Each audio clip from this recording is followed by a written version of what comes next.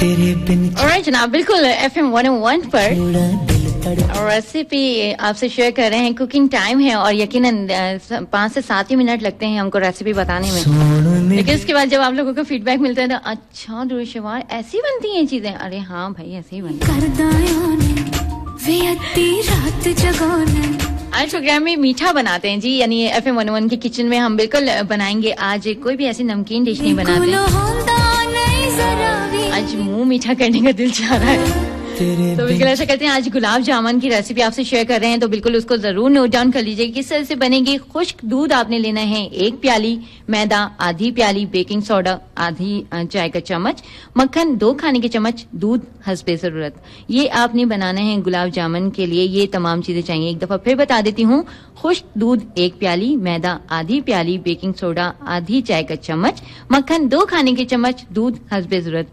बड़े प्याले में आपने सूखा दूध, मैदा और मक्खन मिलाकर इसको गूंद लेना है दूध के साथ, ठीक है। फिर इसकी आपने बॉल्स बना लेनी है जितनी आपने गुलाब जामुन का, वो आप पे डिपेंड करता है कि आप साइज छोटा रखते हैं या बड़ा, जैसा भी आपको अच्छा लगता है। आप उसकी गोलियां बना के, बॉल्स बना के जो है वो रख लीजिए। उसके बाद उसको अच्छे से मलमल के कपड़े से, साफ कपड़े से ढकिएगा प्लीज, साफ कपड़े से ढककर साइड पे रख दीजिए, ठीक है। आपने करना क्या है, उसके बाद आपने लेना है कढ़ाई लेनी है, कुकिंग ऑयल उस पे तेज आंच पे गरम करना है। पहले इतना गरम कि उस पे से आपने देखना है उसे हाथ ऊपर रखकर कि उसमें से थोड़ा सा धुआं निकलना शुरू हो गया है। तो फिर उसके बाद चूल्हे की आंच को हल्का कर दीजिए।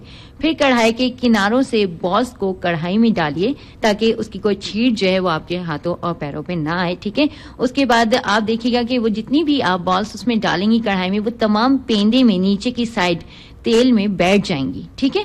उन्हें चमचे से मत हिलाइएगा प्लीज, वरना वो टूट जाएंगे और बिखर जाएंगे। आपने देखा होगा जब आप कभी कोफ्ते बना रहे होते हैं घर के अंदर, तो आपने देखा होगा पतीली को, अपनी वालदा को या किसी को भी, या आप खुद भी बनाती होंगी, कि पतीली को हिलाया जाता है, ना कि उसमें चमचा नहीं चलाया जाता, क्योंकि कोफ्ते भी टूट जाते हैं। बिल्कुल यही चीज है जब आप गुलाब जामुन बनाएंगी, तो वो जो बॉल्स आपने कढ़ाई में डाली हैं उसको आप चमचे से मत हिलाएगा, बल्कि कोई अच्छी सी साफी या उससे कढ़ाई को हल्के से पकड़ के और बहुत आराम से आपने इतना हिलाना है कि जी एक तो वो तेल जो है वो गिरे नहीं, दूसरे कि वो थोड़ी थोड़ी सी चारों तरफ से ब्राउन हो जाए, कच्ची भी ना रहे और वो बुरी भी ना लगे, ठीक है। आपने उसके बाद करना यह है कि जब वो अच्छी तरह से ब्राउन हो जाए, थोड़ी सी डार्क ब्राउन, उसके बाद आपने उसको देखिएगा कि 5 मिनट या 7 मिनट में हो जाएंगी। उसके बाद वो खुद ब खुद ऊपर सतह पे आना शुरू हो जाएंगी, पकती रहेंगी और ऊपर सतह पर आना शुरू हो जाएंगी। अगर कुकिंग ऑयल का दर्जा हरारत जो आपने एक सा रखा हुआ हो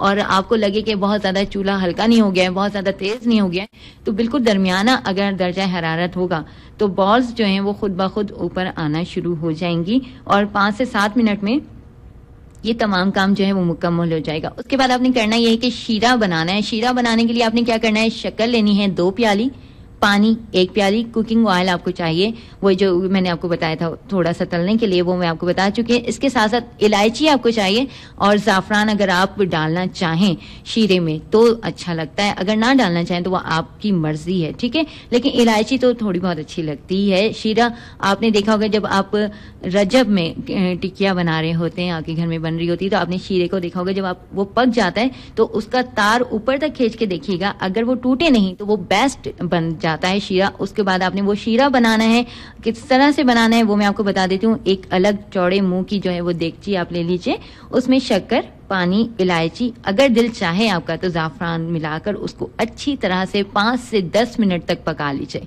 ठीक है। अब इस शीरे को प्याले में निकाल लीजिए और उसके बाद वो जो कढ़ाई से आपने कढ़ाई में जो गुलाब जामुन आपने एक तरीके से ब्राउन की थी, वो एक एक करके आपने शीरे में डिप कर देनी है। और उसके बाद अगर आपका दिल चाहे तो आप उस पर चांदी का वर्क जरूर लगा लीजिएगा, बहुत अच्छा लगता है, खूबसूरत लगता है सजाने में, और कुछ भी नहीं है। बस ये होता है कि जब आप सर्व कर रहे होते हैं तो तमाम ये चीजें जो हैं वो देखी जाती हैं कि आप किस तरह से खाने को सर्व कर रहे हैं या मीठे को सर्व कर रहे हैं। कहते हैं कि अगर आप किसी के सामने दाल भी पेश करें और डोंगा क्रॉकरी अच्छी है, मेज साफ सुथरी है, टेबल कवर बिछा हुआ है, उसके साथ रोटी भी ताजी ताजी पकी है, रोटी का जो कपड़ा है वो भी साफ है, तो वो दाल खाने में भी बुराई नहीं है।